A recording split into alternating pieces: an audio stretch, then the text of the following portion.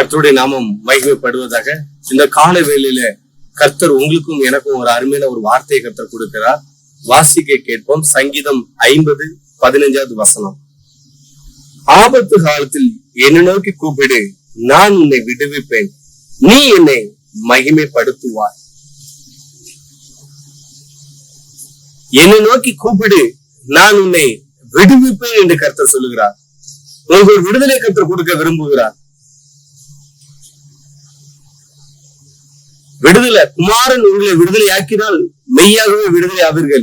அவர் உங்களை விடுதலை ஆக்கணும்னா என்னை நோக்கி கூப்பிடு. நீங்க ஏசப்பாவை நோக்கி கூப்பிடணும். இந்த காலை வேளையில நீங்க ஜெபம் பண்ணி, ஆண்டவரே உங்களை நோக்கி கூப்பிடுகிறப்பா, எனக்கு ஒரு விடுதலை கொடுங்கப்பா, மன போராட்டத்துல ஒரு விடுதலை கொடுங்கப்பா, கடன் பிரச்சனை ஒரு விடுதலை கொடுங்கப்பா, குடும்பத்துல இருக்கிற பிரச்சனைகள், பாடுகள், உபத்திரத்துல இருந்து எனக்கு ஒரு விடுதலை கொடுங்கப்பா, பலவீனத்துல இருந்து எனக்கு ஒரு விடுதலை கொடுங்க ஏசப்பா, எனக்கு அந்த கேஸ்ல இருந்து ஒரு விடுதலை கொடுங்க ஏசப்பா, பாவத்துல இருந்து எனக்கு ஒரு விடுதலை கொடுங்க ஏசப்பா, சாபத்துல இருந்து எனக்கு ஒரு விடுதலை கொடுங்க ஏசப்பான்னு சொல்லி நீங்க ஜெபம் பண்ணீங்கன்னா ஆண்டவர் உங்களுக்கு ஒரு விடுதலை கொடுக்கிறது மாத்திரம் இல்ல, விடுதலை கொடுப்பார். நீங்க அவரை மகிமைப்படுத்துவீங்க. வேதம் சொல்ல, நான் உன்னில் மகிமைப்படுவேன். ஆண்டவர் உங்க மூலமாக மகிமைப்பட விரும்புகிறார். நீங்க இந்த வேலை அவரை நோக்கி கூப்பிடுங்க.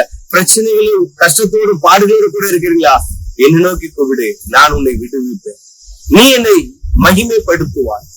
எத்தனையோ செய்திகள் நம்ம கேட்டுக்கிட்டு இருக்கிறோம். ஆபத்து காலத்துல அவங்களுக்கு தெரியாதபடி தவறான முடிவு எடுத்துடுறாங்க. ஆனா வேதத்துல இருந்து நம்மளுக்கு ஏசப்பா அருமையா கற்றுக் கொடுக்குறார். உன்னோட எவ்வளவு பெரிய ஆபத்தா இருந்தாலும் நீ என்ன நோக்கி கூப்பிடு, நான் உன்னை விடுவிப்பேன். நம்மளை விடுதலையாக்கிறதுக்கு ஒருத்தர் இருக்கிறார். அவர் தான் இயேசு கிறிஸ்து. இப்ப அவரை நோக்கி கூப்பிடுங்களா, இந்த வேலை அவர் உங்களுக்கு விடுதலை கொடுப்பாரு. இன்னைக்கு இது வழி தெரியாம தான் நிறைய பேர் தவறான முடிவு எடுத்து தற்கொலை என்று சொல்லி தவறான காரியத்தை போய் தவறான காரியத்தை செய்து அதுக்கப்புறம் சிந்திக்கிறது கூட நேரம் கொடுக்காதபடிக்கு போயிடுறது அவங்களோட வாழ்க்கை. இந்த நாட்கள்ல கர்த்தர் உங்களோட கூட என்னோட கூட பேசுகிறார். என்னை நோக்கி கூப்பிடு. ஜெபம்னீங்களா, ஏசப்பான்னு சொல்லி கூப்பிடுங்களா, அப்பா என்று சொல்லி கூப்பிடுங்களா, அப்படி கண்களை மூடி ஜெபம் செய்வோம்.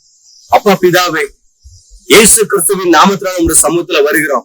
ஆபத்து காலத்தில் என்னை நோக்கி கூப்பிடு, நான் உன்னை விடுவிப்பேன், நீ என்னை மகிமைப்படுத்துவாய் என்று சொல்லி இருக்கீங்கப்பா. உன்னை நோக்கி ஏசப்பா என்று சொல்லி கூப்பிடுகிறப்பா,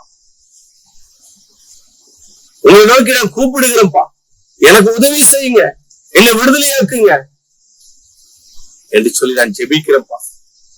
நீங்க அப்படியே ஜெபம் பண்ணுங்க.